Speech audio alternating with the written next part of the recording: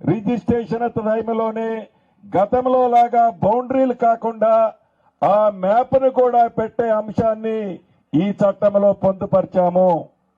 ఈ సర్వే చేసి మ్యాప్ పెడితే ఉత్తరోత్తర మీ కొడుకో మీ మనవడో మీ ముందు మనవడో ఈ ఆస్తి మీరు ఇచ్చిపోయిన దాన్ని సమస్యలకి గురి కాకుండా ఇబ్బందులకి గురి కాకుండా పూర్తిగా స్వచ్ఛమైన ఆస్తిని ఇచ్చే విధంగా ఈ చట్టంలో పొందుపరిచాము.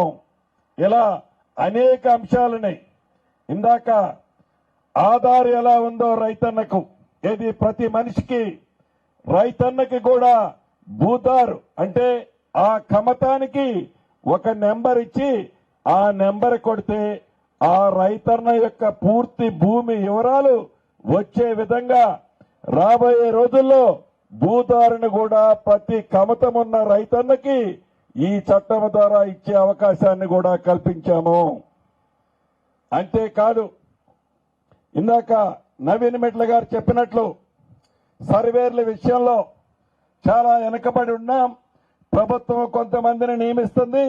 ప్రైవేటు సెక్టార్లో కూడా ట్రైనింగ్ చేసిన లైసెన్స్ ఇచ్చి మొదటి విడత రాష్ట్రంలో 6,000 మంది సర్వేర్లని అన్ని మండలాల్లో అన్ని పట్టణాల్లో ఏర్పాటు చేసే అంశాన్ని కూడా శ్రీకారం చుట్టాం.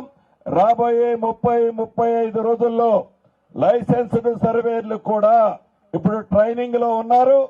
లైసెన్స్డ్ సర్వేర్లు కూడా మీ మండలాలకి మీ గ్రామాలకి వస్తారని కూడా తెలియజేస్తున్నాను. అదేవిధంగా విఆర్ఏ విఆర్ఓ వ్యవస్థ ఆనాడు ఆ తర్వాత అర్ధరాత్రి వారు చెప్పిన పని చేయలేదని రోడ్డును పాలు చేసిన దాన్ని ప్రతి రెవెన్యూ విలేజ్ కి ఒక రెవెన్యూ అధికారిని నియమించే విధంగా కేబినెట్ గౌరవ ముఖ్యమంత్రి గారు ఉప ముఖ్యమంత్రి గారు సహచార మంత్రులందరూ నిర్ణయం తీసుకున్నాం. రాబోయే 3-4 రోజుల్లో మొదటి విడతగా రాష్ట్ర వ్యాప్తంగా 3,556 మందిని నియమిస్తున్నాం. రాబోయే రోజుల్లో మిగిలిన వాటిని కూడా పూర్తి చేస్తాము. దీనివల్ల ప్రభుత్వ భూములు కాపాడటంతో పాటు ప్రైవేటు భూములకు కూడా పూర్తి భద్రత కల్పించే వ్యవస్థ మీ రెవెన్యూ విలేజ్ల్లో ఈ రెవెన్యూ అధికారి ఒక కాపలాదారుడుగా ఉంటాడని కూడా ఈ వేదిక ద్వారా రాష్ట్ర ప్రజలకు తెలియజేస్తున్నాము. ఇంతేకాదు అనేక కొత్త మార్పులు తీసుకొస్తూ రిజిస్ట్రేషన్ వ్యవస్థలో కూడా ఏదైతే గతంలో మీరు సబ్ రిజిస్ట్రార్ దగ్గరికి పోతే గంటలు నుంచోవాల్సి వచ్చేది, దీన్ని కూడా 2 విడతల్లో పైలట్ గా చూశాం. నిన్న నుంచి రాష్ట్ర వ్యాప్తంగా ఉన్న అన్ని సర్వేల సబ్ రిజిస్ట్రార్ల దగ్గర స్లాట్ బుకింగ్ సిస్టమ్ పెట్టి పారదర్శకంగా రిజిస్ట్రేషన్ వ్యవస్థలో ఒక కొత్త తరాన్ని తీసుకొచ్చాం.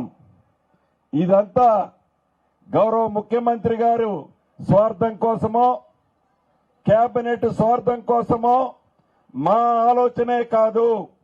ప్రజలు ఏమి కోరుకుంటున్నారు, ప్రజలు కోరుకునే దాన్ని చేయాలన్నదే మన ప్రభుత్వం యొక్క ఆలోచనని మనస్ఫూర్తిగా మీకు తెలియజేస్తూ నేను ఇక్కడికి వస్తే ఒక 150-200 మంది ఉంటారనుకుంటాను. కానీ భూమి పట్ల ఈ చట్టం పట్ల మీకున్న ఉత్కంఠన ఏదైతే గడిచిన 10 ఏళ్లలో ఇబ్బంది పడ్డారో దానికి శాశ్వత పరిష్కారం దొరుకుతుంది అని నమ్మి ఇక్కడికి వచ్చారు మీరంతా. మీ నమ్మకాన్ని మన ఇందిరమ్మ ప్రభుత్వం ఎప్పుడూ వమ్ము చేయదు.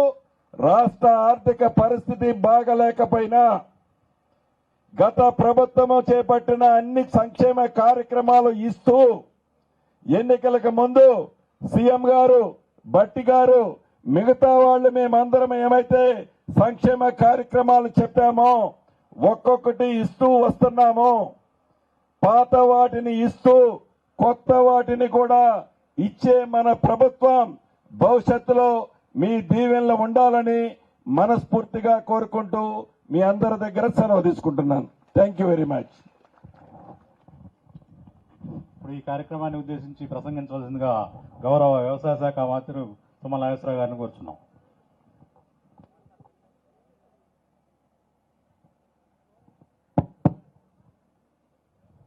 గౌరవనీయులు